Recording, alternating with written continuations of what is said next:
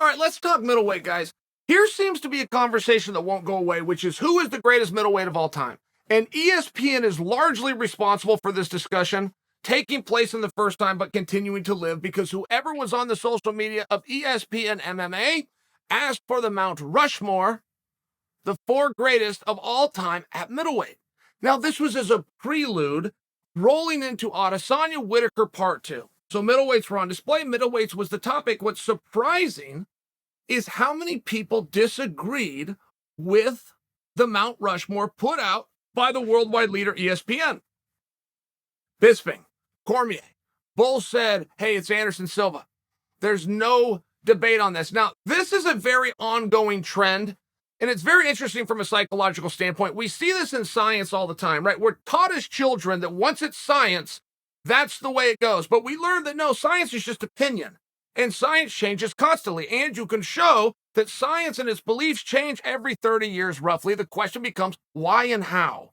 The answer that many people believe to be true is because whoever was the powerful scientist in the room has either died or retired. And once that happened, the next voice of scientists can come in, which is why it continues to change. And I bring that example to you because the old dogs in the room of Bisping and Cormier, who have moved on to having a microphone and a level of influence behind them, are both taking Anderson.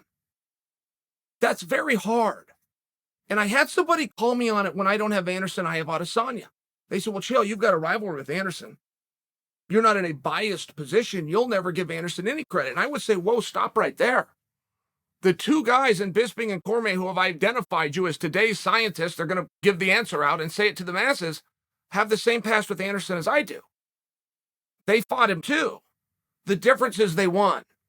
So it's very good for them if they fought and beat the greatest of all time, because without saying the words, it says they could beat anybody else, and that would include Adesanya. It's very unhelpful for me to not have Anderson because I didn't win. So if I can prove to everybody that Anderson's the greatest of all time and I pushed him to his limit, I can then make the greatest claim I can, which is that I'm the second greatest of all time. If I automatically remove Anderson and I put Adesanya in, the best I can do is third. So to call me out because of my history with Anderson and acting as though that would influence my decision or my pick is silly, and it's not true. But here's one thing that people did agree with. They came out with a top 5 ever. The top 5 middleweights of all time, and nobody disagreed, including myself, that I found the top 5. That could be a little bit of a conversation. You go back and forth, but everybody accepted the list of top 5. They just said Anderson should have been 1. And I got to say, guys, time out. Time out right there. If you look at the top 5, and I do believe you found the right 5, Adesanya beat 4 of them. The only one that he didn't beat is the only one he didn't fight, who was Chris Weidman. So if you have a top 5 list and Adesanya beat the 4 other best guys, you've now found your answer, and that's before you even tie in the fact that Adesanya and Anderson went head-to-head, and Adesanya won. And that seems to be one that people just cannot let go. That was not a prime Anderson. It's a little bit tough because it could be true, it might not. How would you ever know? How would you ever know? You're also making believe that it was a prime Israel Adesanya. So it's just one of those really weird things to debate, right? If two guys are great and then they go fight, like were we going to see this in Khabib and George St. Pierre? If we finally got the 2 best in there to compete, are we not going to live with the result because it wasn't like, are you one of those everything has to be perfect? I mean, what kind of way to go through life is, oh, it wasn't his perfect moment? The 2 guys fought. If you are in that weird group that can dismiss the fact that they went head to head and you're not going to accept the result for whatever reason, but you're in the group that concedes we've identified the top 5, you got to look a little bit closer and say, okay, Adesanya fought 4 of them, including the one you're saying is the GOAT, and beat them all. And the only one Adesanya did not beat is the only one that he didn't face, which was Chris Weidman. So if you wanted to make an argument that Weidman was the guy, I guess we would have to listen, but that isn't the debate. We feel that we have found the right 2 in Adesanya and Anderson. It's just what order are you going to put them? And it's only a deeper conversation, because if I was to shine up Anderson's wheels, one thing I would definitely make sure to mention for the group is, sure, he fought back when fighting sucked. That's true. But he also fought when fighting was pretty good. And he also fought, I'm talking Anderson, when fighting was great. And he adapted to all 3.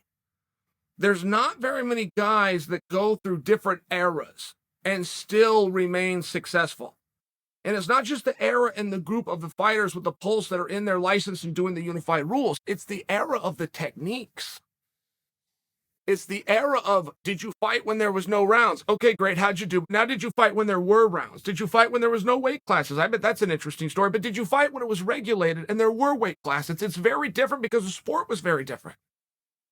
So if you beat up a whole bunch of guys, and if your only argument for choosing anybody, in this case it's Anderson, but for choosing anybody is how many people he beat, you're holding the short straw.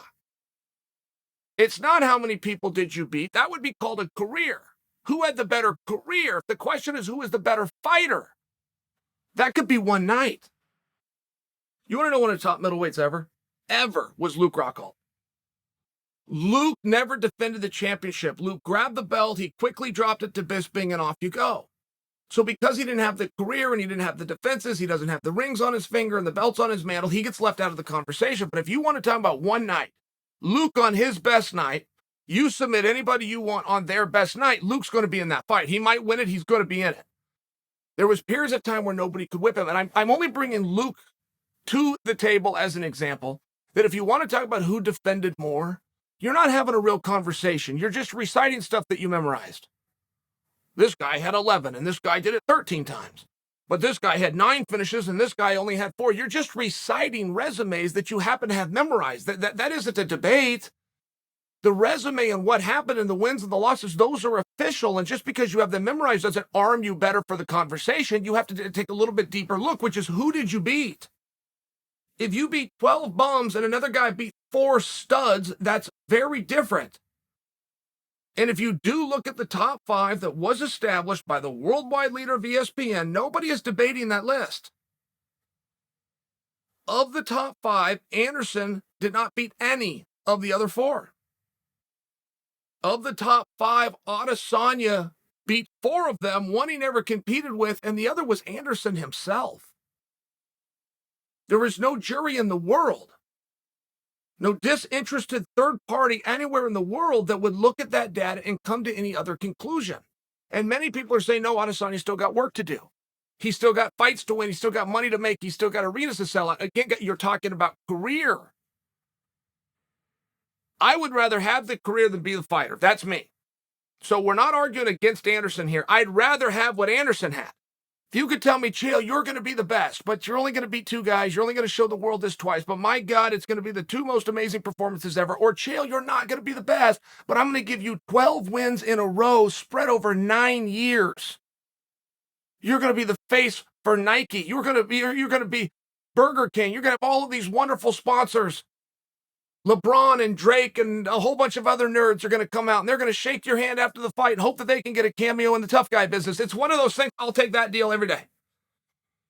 I'd much rather have what Anderson has than what Izzy has already accomplished. But if you're telling me that Izzy just has to win 2 or 3 more fights, what? Really?